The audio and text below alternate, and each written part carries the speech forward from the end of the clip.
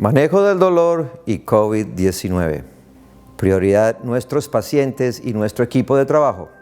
Hola, ¿cómo están? Soy el doctor Darío Grisales, egresado de la Universidad Nacional de Colombia y con una especialidad en anestesiología y subespecialidad en intervencionismo en dolor de la Universidad de la Florida, el sur de la Florida, en Tampa. Actualmente soy el director médico de Pan American Pain Institute, localizado en Tampa, Florida. Hoy vamos a hablar acerca de una adecuación práctica para el manejo del dolor en instituciones multidisciplinarias durante la pandemia COVID-19 y la crisis en salud. Vamos generalmente, o lo que podríamos decir, a hacer una revisión de las guías de manejo. El manejo del dolor durante la pandemia del COVID-19 requiere equilibrio entre la necesidad y la seguridad. La pandemia por el COVID-19 está causando alteraciones sustanciales en la vida diaria alrededor del mundo. Los profesionales en manejo del dolor no somos ajenos a este cambio. Nos vemos muy afectados por esta situación mientras atendemos a nuestros pacientes con dolor crónico. Todos conocemos la escala de dolor en la cual se puede observar las caritas o la escala numérica del 1 al 10 o diferentes escalas que se pueden realizar para esto. Pero este dolor es inherentemente subjetivo. Existe una enorme variación en cómo los pacientes reaccionan al dolor y cómo se trata, incluso entre médicos que practican la misma subespecialidad.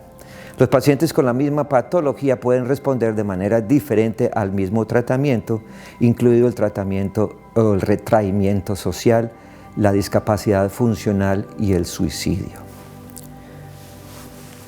El dolor crónico es la principal causa de discapacidad en el mundo. Está asociada con múltiples comorbilidades psiquiátricas al punto que el acceso al tratamiento del dolor ha sido llamado un derecho humano fundamental por numerosas organizaciones a nivel mundial. Se ha relacionado también causalmente con la crisis de abuso de los opioides. Por lo tanto, el dolor crónico genera una gran carga asociada con enormes costos personales y socioeconómicos. Además, la actual pandemia de COVID-19 ha agotado los recursos médicos, creando un dilema para nosotros los médicos encargados de limitar la propagación del contagio y la responsabilidad de tratar los pacientes de forma adecuada. ¿En dónde está esa responsabilidad? Es donde viene el equilibrio entre lo que es el derecho del paciente a ser tratado, el beneficio social inherente al tratamiento del dolor y por el otro lado haciendo el contrapeso la salud pública comunitaria y el bienestar de los proveedores de la atención médica y no médica, donde ellos deben utilizar la protección adecuada para establecer ese equilibrio. El objetivo de esta charla es compartir con ustedes algunas pautas de manejo y normas que se han definido relacionadas con el cuidado del paciente con dolor durante las epidemias, especialmente el COVID-19. Estas pautas fueron escritas por los empleados del gobierno de los Estados Unidos y es el dominio público en los Estados Unidos y fue publicado en abril del 2020. Allí he basado especialmente todo lo que quiero compartir con ustedes. La metodología, la guía. Esta guía surge dada la alta y repetida consulta hecha a médicos especialistas en medicina del dolor, a líderes militares especializados en manejo del dolor y otras sociedades intervencionistas para la orientación sobre prácticas de manejo de dolor durante la pandemia del COVID-19. Se realizaron múltiples conferencias telefónicas desde marzo 19 del 2020 para determinar la necesidad de crear unas pautas de manejo del dolor con ayuda y soporte de las sociedades científicas de dolor. Estas sociedades son la Asociación Americana de Manejo del Dolor, la Sociedad Internacional de Columna, la Sociedad Norteamericana de Neuromodulación, la Sociedad Internacional para el Estudio del Dolor, la Asociación Americana de Medicina Física y Rehabilitación y por último avaladas por la Asociación de Anestesiólogos Americana. Finalmente fue avalada en la revista Pain Medicine en marzo del 29 del 2020 y fue aceptada para publicación en abril 1 del 2020. Las pautas que aborda la guía son las que vemos en la diapositiva, son alrededor de 13 y finalmente llegamos a las conclusiones. Hay una necesidad de orientación, hay una mitigación general de riesgo, hablamos de la mitigación del riesgo específico, procedimientos, pacientes de alto riesgo, planes para establecer el flujo de personal, telemedicina, flujo clínico, tamizaje, manejo de opioides, consideraciones de salud mental del paciente y personal de salud, esteroides y supresión inmune, fármacos antiinflamatorios no esteroideos y finalmente las conclusiones. ¿De dónde surge esta necesidad de orientación? Hay prácticas que interpretan de manera extrema y estricta las recomendaciones. Esto lo que hace es que limita la atención no esencial para prevenir la propagación de la enfermedad, pero llegan al extremo de que sus pacientes buscan otras opciones de atención menos escrupulosas que ignoran las ordenanzas regionales destinadas a salvaguardar a los pacientes y a la comunidad. Por estas razones existe una gran necesidad de orientación sobre prácticas de manejo del dolor y COVID-19. La mitigación del riesgo en general. Estas recomendaciones son las más aplicables a los médicos de dolor intervencionista e incluyen: primero, el personal médico en el área de tamizaje debe estar usando mascarilla siempre y obligatoriamente. La señalización de los puntos de tamizaje para instruir a los pacientes sobre la higiene adecuada de las manos, higiene respiratoria y etiqueta para manejar la tos, como cubrirse para toser. Los suministros adecuados en áreas visibles y accesibles. Se debe también separar el lugar de tamizaje a los pacientes con fiebre o síntomas respiratorios y otra área de tamizaje para pacientes que no son sintomáticos. Se debe limitar el flujo de personas acompañantes no esenciales para el desplazamiento del paciente. El área inicial de atención a los pacientes debe tener el espacio de al menos 2 metros o equivalente a 6 pies de distancia entre los pacientes. El distanciamiento social en el área de espera y habitación del paciente también debe ser adecuado y se deben evitar las colas de espera. Los pacientes deben ser vistos en una sala limpia sin exposición previa a pacientes con COVID-19. Si hay pacientes con COVID-19 o aquellos sospechosos de tener COVID-19, la habitación necesita ser desinfectada adecuadamente. La higiene de las manos debe realizarse con un desinfectante para manos a base de alcohol al 60 o 95% durante 15 segundos o con agua y jabón durante al menos 20 segundos antes y entre todos los cuidados del paciente. Estamos hablando de instituciones en este caso y que son los hospitales. Es muy diferente hablar de una clínica particular en la que no existe otra área multidisciplinaria como un hospital. El uso de mascarillas quirúrgicas y de procedimientos o de tela durante la visita debe ser usado por el paciente. Esto previene la propagación viral hacia un trabajador de la salud asintomático o así de vuelta del paciente hacia el trabajador de la salud, el personal auxiliar o cualquier otro trabajador de la salud. Para evitar contagios en áreas de propagación pública, el personal médico debe cambiarse antes de ver a los pacientes y volverse a cambiar antes de salir del hospital.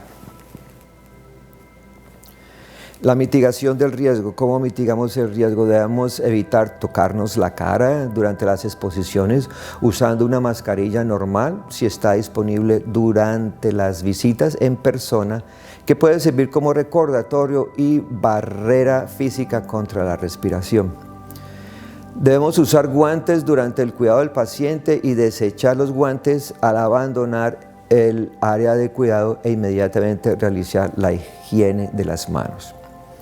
Durante los procedimientos se debe desechar la vestimenta estéril o el equipo de protección personal después de proporcionar el tratamiento al paciente. Durante las evaluaciones y los procedimientos de rutina en los que no haya el compromiso o aerosolización, las máscaras quirúrgicas son suficientes. Para pacientes de alto riesgo, el personal de salud puede optar por protegerse con respiradores con filtro de partículas N95 y se permite la reutilización limitada en tiempos de escasez. Limpiar y desinfectar todas las superficies en el entorno de atención al paciente es esencial para esto y se deben incluir mesas, camas, sillas, manijas de las puertas y equipos entre cada encuentro con el paciente. Además de tomar medidas para proteger la salud y la seguridad de los pacientes y su manejo del dolor, el personal de la salud también debe tomar medidas para proteger y preservar su salud para ser capaz de continuar brindando atención segura y efectiva a sus pacientes.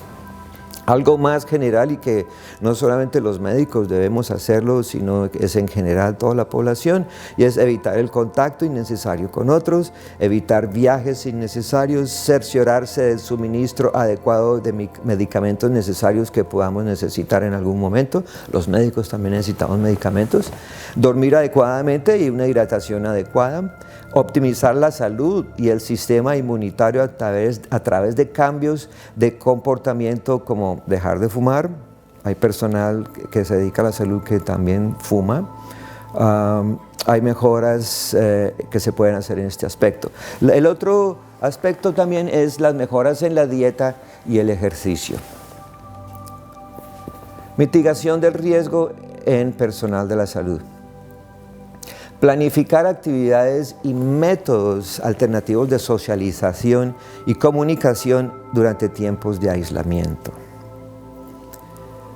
Para eso pues tenemos mucho la internet y otros medios de comunicación con la familia, se pueden hacer visitas a través de la internet y socialización también.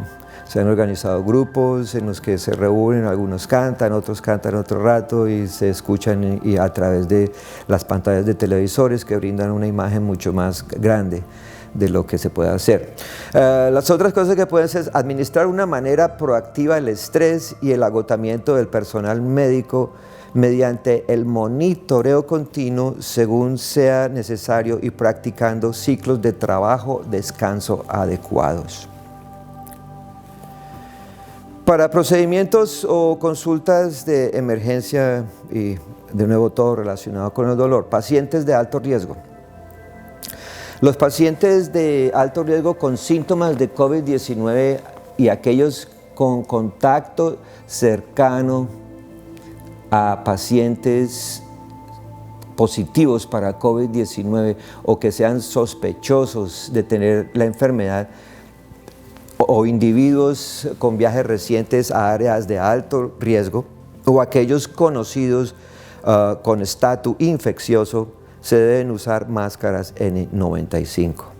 Para las personas que no tienen máscaras N95 hecha a la medida o que tienen vello facial o que fallan la prueba de ajuste a la máscara N95, deben usarse respiradores purificadores de aire o PAPR si es posible. Las mascarillas quirúrgicas protegen contra la transmisión de gotas grandes de COVID-19, pero no protegen contra las pequeñas partículas en aerosol. La mitigación de riesgo específico. A pesar de que las máscaras N95, como otras barreras de transmisión, deberían desecharse y cambiarse idealmente entre pacientes durante pandemias y tiempos de escasez de equipos, cuando la transmisión de contacto no es una preocupación, por ejemplo, los fomites. La orientación de las organizaciones federales en los Estados Unidos recomienda que un respirador clasificado como desechable pueda ser reutilizado por el mismo trabajador, que siga siendo funcional, lo que se denomina reutilización limitada. Si se reutilizan las máscaras, el mayor riesgo proviene de la supervivencia del patógeno en la superficie respiratoria, y esto puede transmitirse por contacto manual. Los pasos para reducir este riesgo incluyen usar protectores faciales lavables sobre la máscara N95 o ponerle máscara a los pacientes para reducir la posibilidad de contaminación, limitando el número de usos, más o menos 5 máximo, en ausencia de recomendaciones específicas del fabricante. La inspección visual por fluidos o daños corporales de la máscara, la prueba de ajuste para garantizar la eficacia continua, lavarse las manos y usar guantes antes de quitarse y ponerse el equipo, y el almacenamiento adecuado, entre otros usos. En cuanto a procedimientos, para los procedimientos más comunes realizados, los pacientes se colocan boca abajo, es decir, en la posición prona, y el área de contacto es limitada y preparada estérilmente. El paciente debe, ojalá, ducharse antes del procedimiento. Se le proporciona una máscara, y en procedimientos con un riesgo potencial se debe usar la máscara N95. El mínimo que se debe tener en una sala es un personal de salud que sea altamente calificado para evitar los riesgos. La mínima cantidad de personal en la sala de operaciones o en la sala de procedimientos es fundamental. Las prácticas académicas o grupales también se han visto afectadas significativamente. Los programas de residencias, de formación de residentes y también de supraespecialistas en dolor se ha visto limitada, porque la afluencia de pacientes al hospital también se ha visto limitada significativamente. El procedimiento generalmente se limita a unas pocas horas por día o a un par de sesiones o días por semana en esta situación. Hay que evitar la sedación que pueda requerir soporte de la vía aérea, ya que cuando se requiere un soporte de la vía aérea por algo de obstrucción, se levantan más aerosoles en la cercanía del paciente por esa misma razón. ¿Quiénes son los pacientes de alto riesgo? Las visitas y los procedimientos deben por eso limitarse a casos urgentes o de emergencia. El procedimiento debe realizarse en una sala designada para tales fines. Si no hay ninguna disponible, se deben tomar medidas para desinfectar adecuadamente la habitación después del procedimiento. Debe evitarse también las áreas comunes, de modo que el paciente sea transportado directamente a la sala de procedimientos. Los médicos que tratan a pacientes de alto riesgo deben estar adecuadamente protegidos con el uso de equipo de protección personal.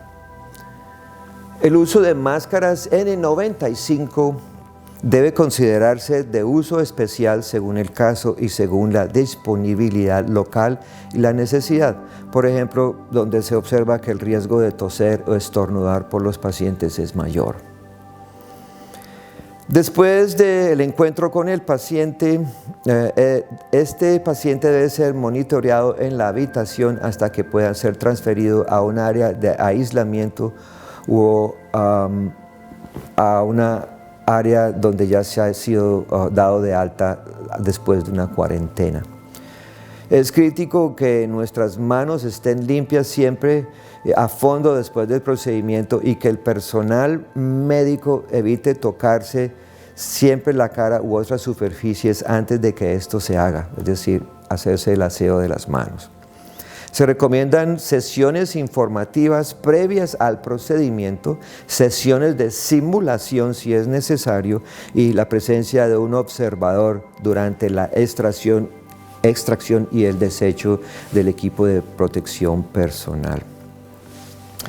Los procedimientos, el antes y después. Antes no usábamos mucha protección y nuestras batas común y corriente. Ahora tenemos la presunción de que cualquier paciente está infectado. Cuando empezamos con el SIDA, con el AIDS y el HIV, este virus de la inmunodeficiencia, no sabíamos mucho y todos empezamos a tomar precauciones y entonces empezamos a tener el cuidado con los líquidos, a poner doble guante, a protegernos de todas las secreciones de los pacientes cuando estábamos en contacto con ellos. Y esas precauciones las seguimos guardando para los pacientes con AIDS. Para los pacientes con coronavirus también vamos a tener que seguir con estas precauciones, no sabemos hasta cuándo. Y yo creo que debemos de todas maneras seguir con las precauciones porque no sabemos en qué momento nos vamos a encontrar con otro virus o una bacteria patógena especial que requiera esto. Vamos a hablar ahora de los planes para la optimización del personal. Hay que desarrollar planes para el personal para prevenir o minimizar la exposición innecesaria del personal del hospital a los pacientes y a sí mismos. En especial, minimizar interacciones entre el personal de la clínica y el público. Hay que identificar los roles específicos que puedan realizar de forma remota su trabajo, porque estos pueden estar en su trabajo y no van a estar en los hospitales contaminando o creando más agrupación. Este personal puede incluir los que hacen las facturaciones, los servicios de traducción personal de secretaría y finalmente los médicos pueden hacer citas por telemedicina desde su casa si tienen una historia médica electrónica y una infraestructura que lo permita y que lo soporte. Una vez que se identifica el personal médico clave, se pueden tomar medidas para garantizar que solo aquellos esenciales para la interacción médico o paciente tengan distintivos especiales en las áreas de los hospitales. Si el paciente requiere de un cuidador, una persona que lo cuide a su lado, es posible que se deba limitar a un adulto y absolutamente nada de niños, sin niños. Ya que estos representan también distracción y aumentan el tiempo de contacto entre el público y los proveedores de salud. Para procedimientos, ¿cómo disminuimos el riesgo? ¿Cómo mitigamos el riesgo? Para estos procedimientos mínimamente invasivos, que generalmente requieren el acompañamiento como las inyecciones lumbares, epidurales con esteroides realizadas con anestesia local, estos requisitos pueden no aplicarse según sea necesario. Es decir, allí podemos ver la necesidad de tener una persona que esté soportando al paciente mientras se va del área de exposición. Alternativamente, se le puede pedir también a los acompañantes que esperen en su vehículo o en lugar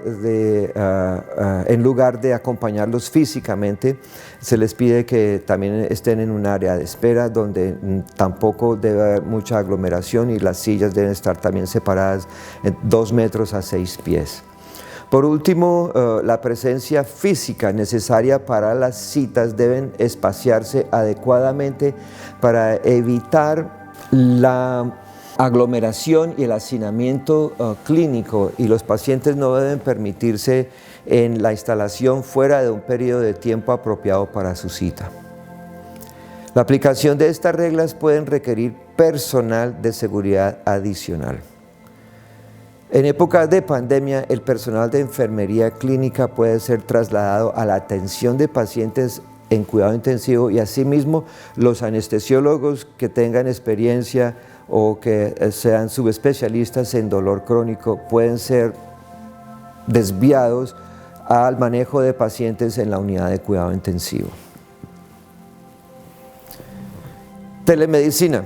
En mi oficina y en mi clínica yo utilizo la telemedicina y se puede hacer a través de Zoom. Zoom tiene también la aplicación médica que es segura y que cumple con los requisitos de privacidad. Durante la emergencia nacional de COVID-19, los proveedores sujetos a las reglas que regulan toda la privacidad, el acto de privacidad de los pacientes, pueden utilizar la tecnología para comunicarse con pacientes que no cumplen con todos los requisitos y las reglas. Está permitido usar Apple FaceTime, de Facebook, Messenger, Video Chat, Skype, etc. Se pueden utilizar sin riesgo de penalización por incumplimiento durante la emergencia. Eso sucede, como yo digo, es aquí en los Estados Unidos. En otros países, cada país tiene sus propias regulaciones y muchos no han hecho todavía o establecido una telemedicina que pueda considerarse de cierto modo segura. Sin embargo, existen también las aplicaciones públicas en las que el encuentro de video no se puede mantener privado. Y estas son el Facebook Live, el Twitch, TikTok, etc. Estas no se pueden utilizar. ¿Qué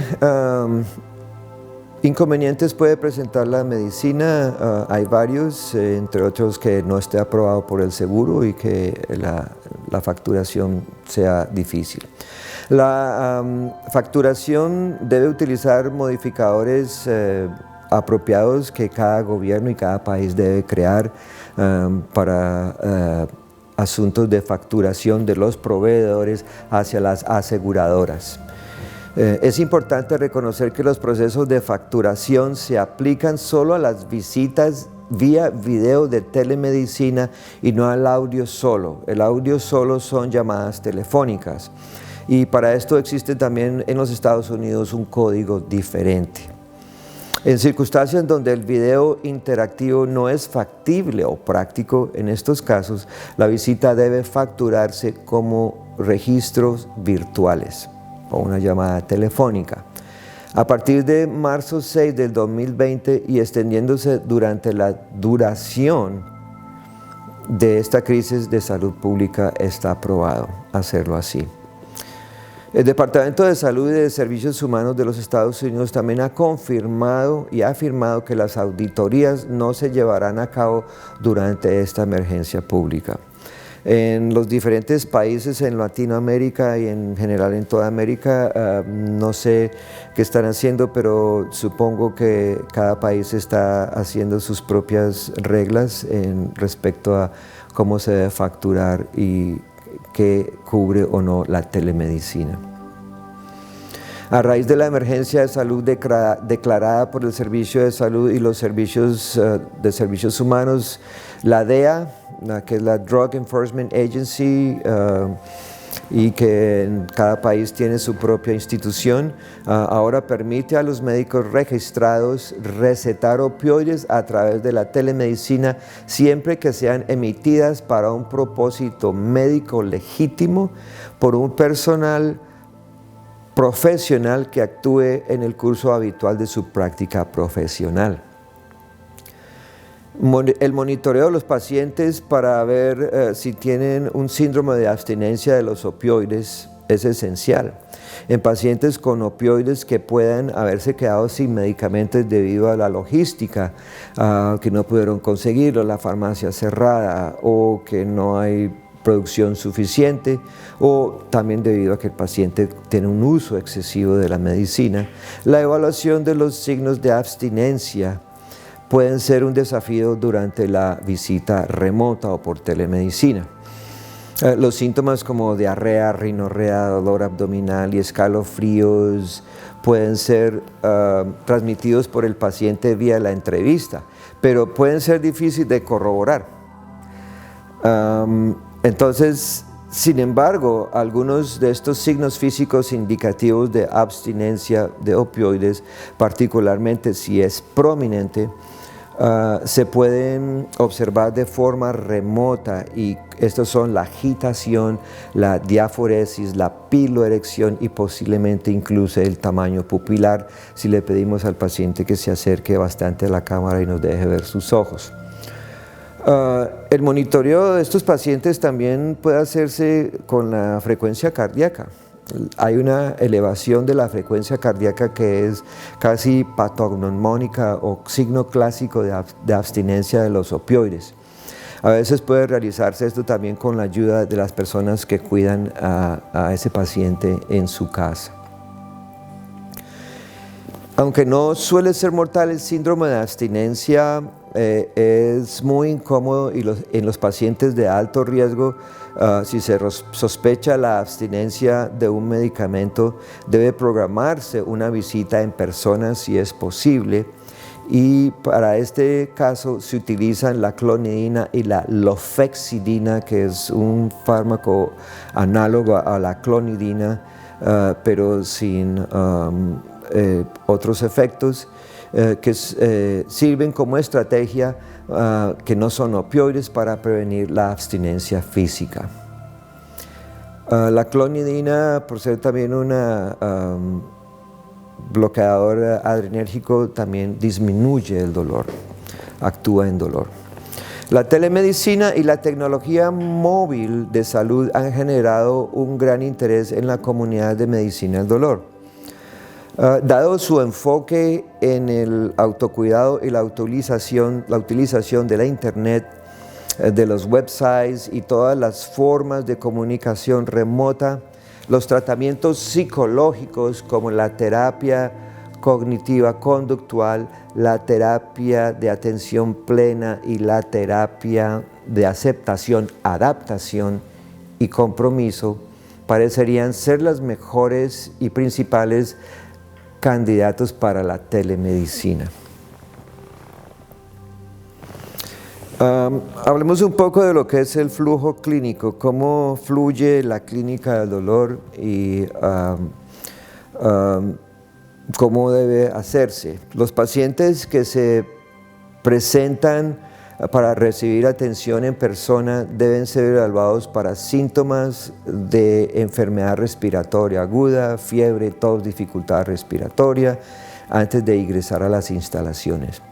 Debe ser una persona que hace el tamizaje afuera, y ustedes toman las temperaturas, y los pacientes con síntomas respiratorios que requieran atención urgente deben tener un espacio de espera y un área de evaluación y tratamiento, y deben usar una máscara.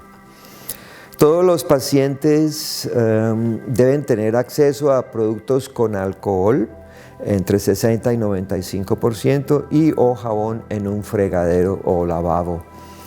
Las sillas de la sala de espera deben estar separadas aproximadamente 2 metros o 6 pies de distancia, y los materiales de lectura y otros objetos comunes deben retirarse o limpiarse regularmente. Las revistas antes eran muy frecuentes en las salas de espera y han tenido que retirarse porque son fuente de transmisión. Todo el personal médico debe realizar la higiene de las manos antes y después de cada paciente y durante los episodios de atención al paciente o contacto con cualquier material potencialmente infeccioso, incluido el equipo de protección personal. La higiene de las manos debe realizarse con un producto a base de alcohol que sea, como dijimos arriba, entre 60 y 95% de alcohol, o lavándose las manos con agua y jabón durante los 20 segundos. Los respiradores N95 o un nivel 3, una mascarilla de nivel 3, si no está disponible, o el personal que esté presente durante el procedimiento de generación de aerosol debe usar respiradores purificadores de aire, PAPR, si es posible. La protección para los ojos, guantes y batas también se recomiendan para cualquier interacción, pero las batas se pueden priorizar para los procedimientos que generan aerosol, actividades de cuidado donde se anticipan salpicaduras y aerosoles, y actividades de atención al paciente de alto contacto, por ejemplo, la higiene del paciente. Tamizaje. Se cita aquí algo de William Osler, y dice, es mucho más importante saber qué clase de paciente tiene una enfermedad que qué clase de enfermedad tiene ese paciente. Prácticamente el tamizaje en dolor es más desafiante. ¿Por qué? Porque generalmente hay una pobre correlación entre los hallazgos de imágenes y dolor. Dijimos, es algo muy subjetivo también. La disparidad de una relación bidireccional entre dolor crónico y comorbilidades psiquiátricas como la depresión es latente y está allí. En la ausencia de biomarcadores específicos para el dolor, su naturaleza subjetiva y extremada variabilidad en respuesta al dolor agudo y crónico, el tratamiento de pacientes con analgésicos puede ser extremadamente difícil. Manejo de los opioides. Se permiten ahora las recetas electrónicas de opioides. En los Estados Unidos, en la Florida, funciona ya la receta electrónica en la cual, a través de la historia médica electrónica, existen interfaces en las que se comunica directamente con la farmacia que el paciente ha designado como su farmacia para recibir la medicina, y se manda electrónicamente directamente a la farmacia. Esto disminuye la posibilidad de que los opioides se difieran o haya diversión hacia otros usos. Si se entra en terapia con opioides y se va a continuar más allá de 1 a 2 semanas, se recomienda una visita en persona dentro del mes siguiente si es factible. Se debe realizar un examen físico para evaluar la gravedad de la patología e identificar los individuos que podrían ser candidatos para una intervención de procedimiento o la referencia a otro subespecialista. Se debe realizar también una línea de base de detección de toxicología en orina, según se considere apropiado, como es el examen de presunción en orina. Muchos pacientes que tienen dolor crónico también abusan de ciertas drogas, algunas para mitigar su problema social también. Y la orina detecta estas drogas. En estos casos, el paciente se clasifica el riesgo de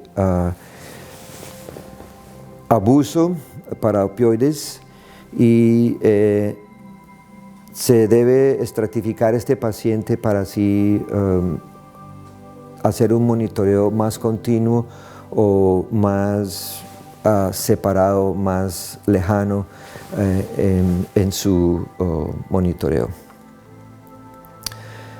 Se debe realizar también en individuos que ya están tomando opioides para poder hacer aumentos temporales proporcionales con las herramientas adecuadas de mitigación de riesgo, pero salvo circunstancias atenuantes.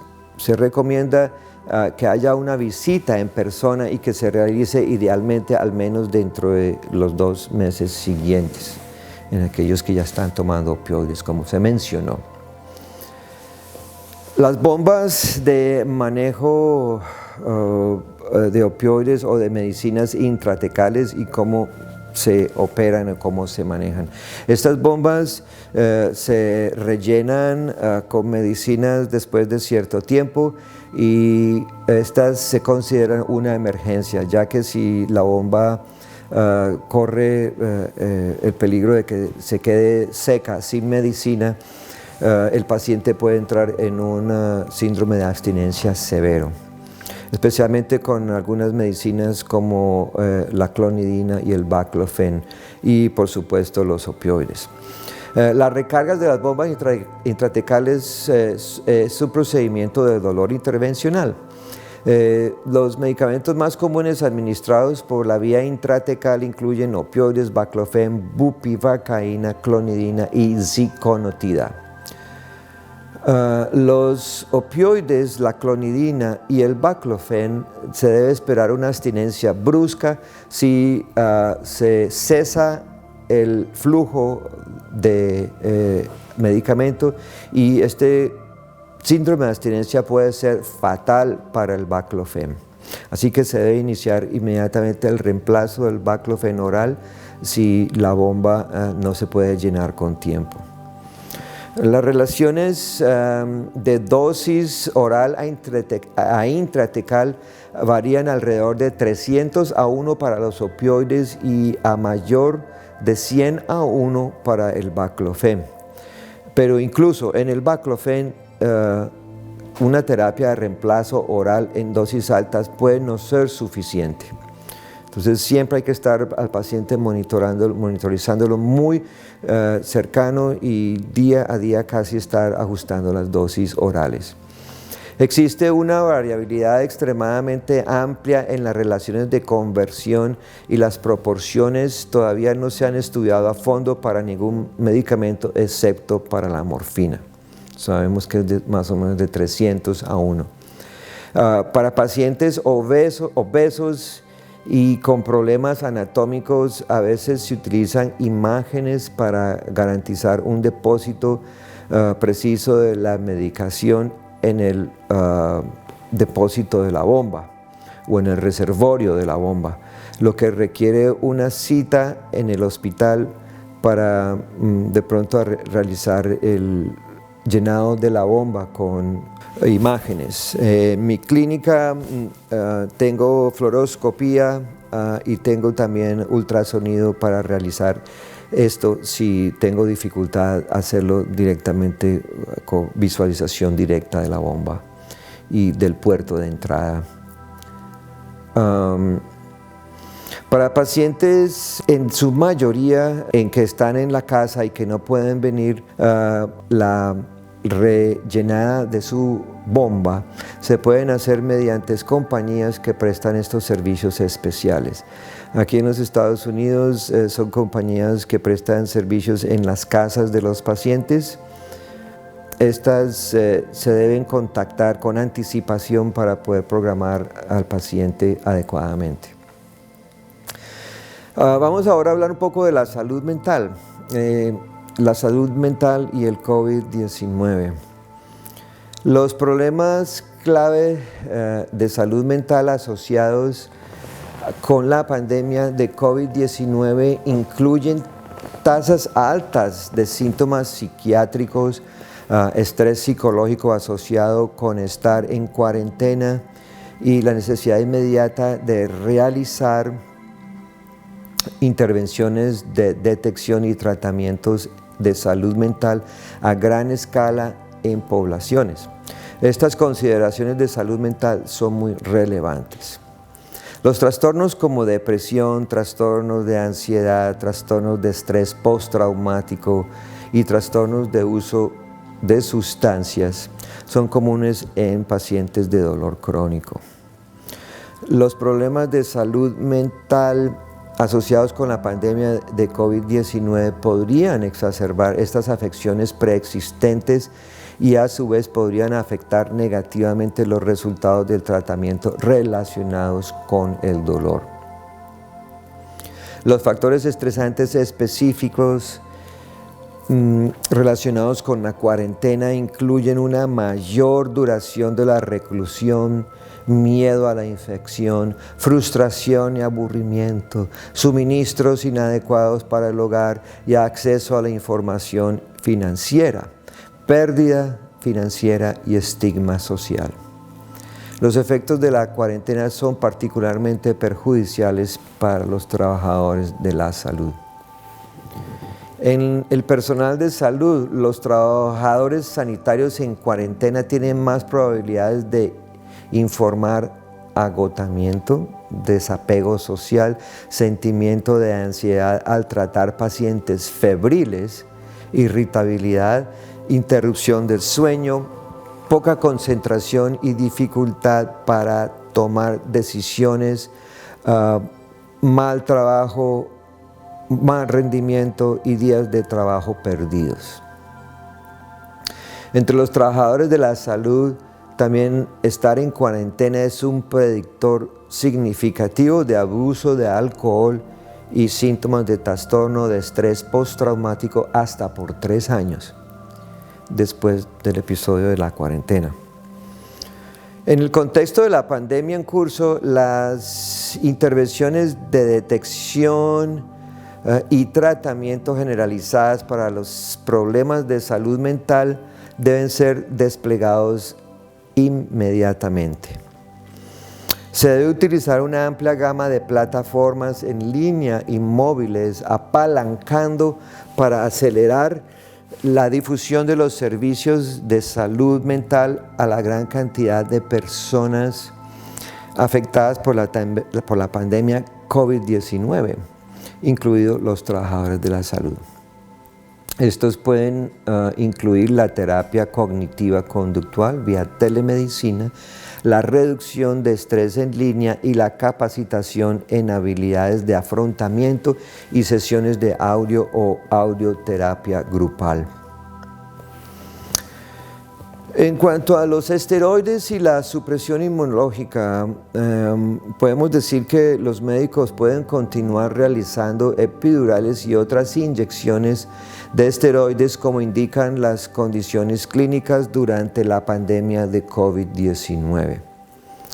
Se deben utilizar las dosis más bajas posibles y se debe informar a los pacientes sobre la posibilidad de inmunosupresión y riesgo potencial de infección. Durante la pandemia en la unidad de cuidado intensivo se ha utilizado corticosteroides a dosis altas en pacientes que están en ventiladores y estos pacientes han salido adelante, sobre todo cuando ha habido esta tormenta inflamatoria. Por lo tanto, hay un poquito de debate en cuanto a eso, ¿sirve o no sirve? Sin embargo, el riesgo potencial está allí. Ese riesgo potencial es inherente al corticosteroide. En pacientes que ya están inmunocomprometidos y con alto riesgo de infección por el COVID-19 o COVID-19 y sus complicaciones, las inyecciones epidurales no esteroideas pueden considerarse para el dolor radicular, aunque la posibilidad de fracaso del tratamiento que requiera un procedimiento posterior debe sopesarse contra el riesgo teórico de infección, es decir, repetir una segunda inyección con corticosteroides dentro de los 15 días siguientes. En mi caso particular, en mi clínica, yo he utilizado medicinas de tipo homeopático o naturopático que son como el Traumel. Traumel se consigue, es hecho en Alemania, es una medicina homeopática y lo he utilizado en el espacio epidural sin ningún problema. De nuevo es el Traumel, T-R-A-U-M-E-E-L. ¿Qué sucede ahora con los fármacos antiinflamatorios no esteroideos? Hubo informes de casos no revisados por los pares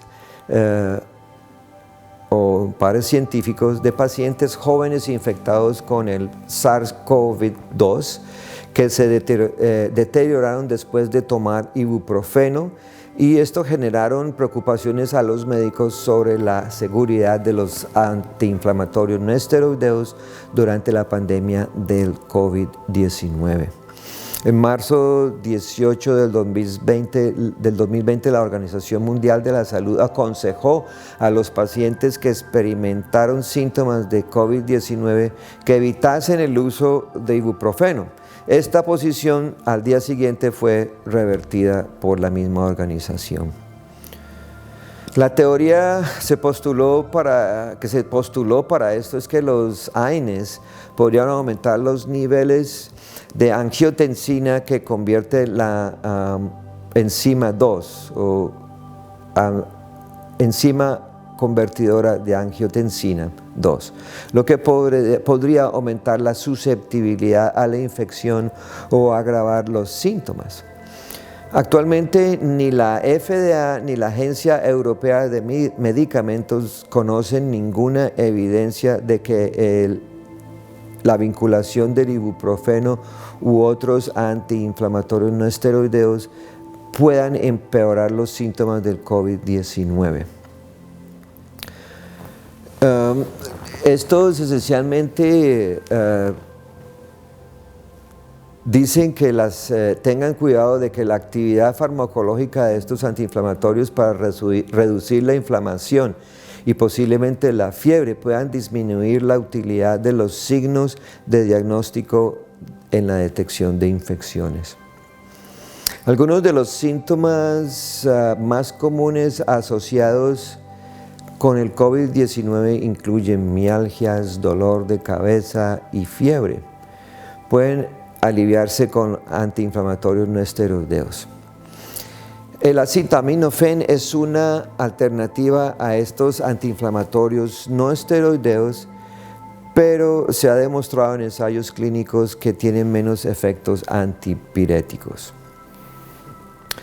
Finalmente, llegamos a las conclusiones. La pandemia de COVID-19 representa una crisis de salud mundial sin precedentes, que requiere determinar cuidadosamente el equilibrio dinámico entre el acceso a la atención del dolor, que puede tener a largo plazo beneficios personales y socioeconómicos, con el objetivo inmediato de minimizar el riesgo de exposición para proveedores de atención médica de primera línea y pacientes vulnerables. Es importante reconocer que estas recomendaciones están destinadas a servir como pautas, no son estándares, y que provienen de una autoridad indiscutible e incuestionable, y por lo tanto están menos sujetos a interpretación y modificación. Guías son guías y el juicio y curso clínicos priman sobre todo. El juicio clínico es esencial. El cálculo de riesgo-beneficio de realizar visitas y procedimientos en persona debe tener en cuenta no solo factores individuales, por ejemplo, la salud psicológica, la probabilidad de un paciente de buscar los servicios de emergencia y la probabilidad de beneficio. Pero también hay que tener en cuenta el contexto, las preocupaciones logísticas, las regulaciones, condiciones relevantes en el área, la disponibilidad de recursos y posiblemente la cobertura que pueden dar las instituciones o agencias de seguros de salud. Por último, quería mostrar un organigrama o un flujograma que muestra otra de las instituciones, otra de las asociaciones científicas de los Estados Unidos. Este es por la Sociedad Americana de Médicos Intervencionistas en Dolor. Entonces tenemos, si tenemos el estatus del COVID-19 es conocido, si es sí, entonces tenemos anticuerpos positivos. No hay ningún problema en seguir con nuestro procedimiento. Es decir, se puede agendar al paciente para hacerle su procedimiento. Si el estatus COVID-19 es desconocido, tenemos varias opciones. La primera opción, ¿tienes síntomas o no hay síntomas? Entonces tenemos síntomas, historia de síntomas de 14 días atrás, en los días previos de los 14 días anteriores, no lo hay. Entonces, si tenemos síntomas, hay que remitir el paciente al médico primario para que éste efectúe las pruebas de COVID-19 2 veces en espacio de 24 horas y que siga las indicaciones del Comité para Control de Enfermedades. Si el paciente no tiene síntomas o no tiene historia y no ha ido a ninguna parte o no tiene historia de síntomas en los 14 días anteriores, se considera entonces, como dijimos, es un portador asintomático. Todo paciente lo debemos considerar un portador asintomático si no sabemos su estatus de COVID-19. Entonces, aquí venimos a clasificar el riesgo cuando no sabemos esto y cuando el paciente no presenta síntomas. Entonces, un riesgo bajo. Ya hemos hablado de ciertos riesgos anteriormente. Entonces, si el paciente tiene un riesgo muy bajo, se debe proceder con la dosis terapéutica mínima de corticosteroides. Hay otros procedimientos en los que no utilizamos corticosteroides y en los que utilizamos física solamente. Y continuando con el riesgo del estatus COVID-19 desconocido, ese riesgo moderado, vamos a sopesar el riesgo-beneficio, y es donde entra nuestro juicio clínico, donde la severidad del dolor del paciente nos dice que debemos hacerlo o que no debemos hacerlo. El paciente está en un punto de dolor que es agobiante. Entonces, ¿qué hacemos?